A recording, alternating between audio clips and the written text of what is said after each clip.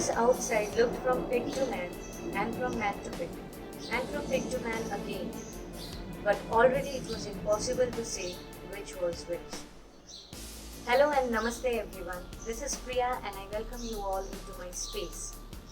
Today's review and recommendation is a top-notch political satire and one of the most illuminating fables of our time. Yes, Animal Farm by George Orwell. Animal Farm is an allegorical novella by George Orwell. Now, what is an allegory? Allegory is a narrative in which a character, event or place is used to deliver broader message related to real-world issues and occurrences. This book was first published in England in the year 1945. The original subtitle or the original name of this book, which was kept by George Orwell, was Animal Farm, A Fairy Story. But US publishers, they dropped the subtitle and only a few translations kept this particular subtitle during the lifetime of Orwell.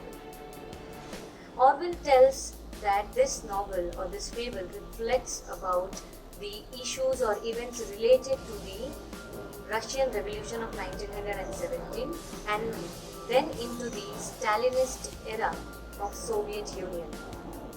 So in a word, Animal Farm is a political satire against Stalin. The book tells the story of a group of farm animals who, being badly oppressed under the human control, rebel against their incompetent and cruel human farmer and their owner, Mr. Jones, hoping to create a society where they can be more free, they can be happy and they can be at peace. And they were actually successful in their attempt. They took over the farm and renamed it Animal Farm.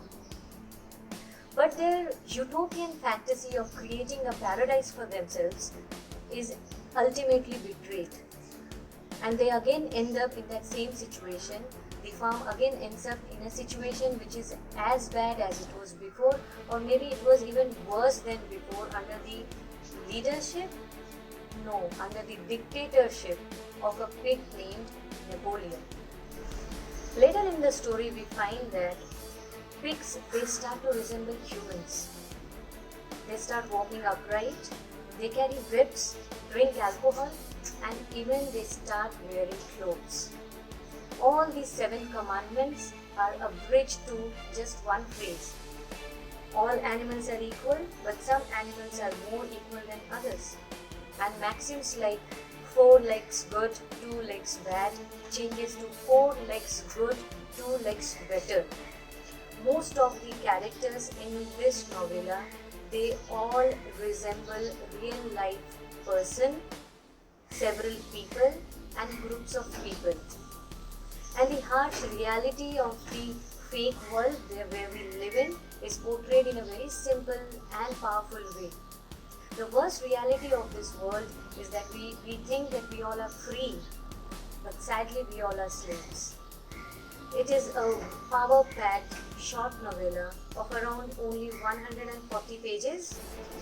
It narrates to us in a very crystal clear way that how this less fortunate, weaker section and uneducated group of people become the victims of the manipulative and powerful upper hand class people. In other words, how those less fortunate people, they are taken advantage of and how their situation, their condition shifts from already bad to forever worse. If I talk about the characters of this novella, for me Boxer is one of the most heartbreaking characters. He represents the lower class and he is one of the most hardworking animal in the whole story. He blindly believes in the leadership of Napoleon and for him he does everything possible and his reward is worth telling. But indeed I do not want to give it away. If anyone doesn't know about politics, just give a casual read to this razor-edged tale. It goes without saying that this novella has given me a lot to think about, such as why do we feel so helpless and dependent at times? Is it only the money or the lack of education that makes us so? Why do we lose our courage and start doubting ourselves. We have heard so many times these maxims like united we stand, divided we fall, unity is strength. But when it is the time to show, or when it is the time to stand united, why can't we? Sure, all the answers rest within ourselves. But we are deeply convinced that we are incompetent and we cannot raise our voice, we cannot stand and speak against the tyranny, and we just go through all such torture and oppression.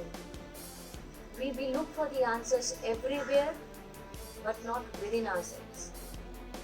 We look for the authentication of everything, we look for the confirmation and motivation of all such answers which lie within ourselves. We forget that.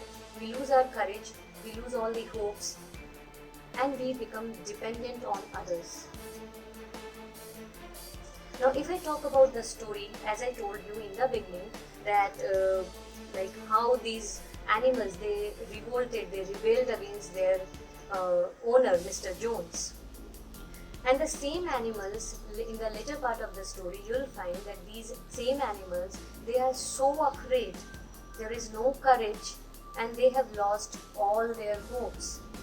Because they do not have that ignition, that nobody is there to ignite that fire in them, nobody is there to authenticate them, that yes, they are the one who can do this, they are the one who did that.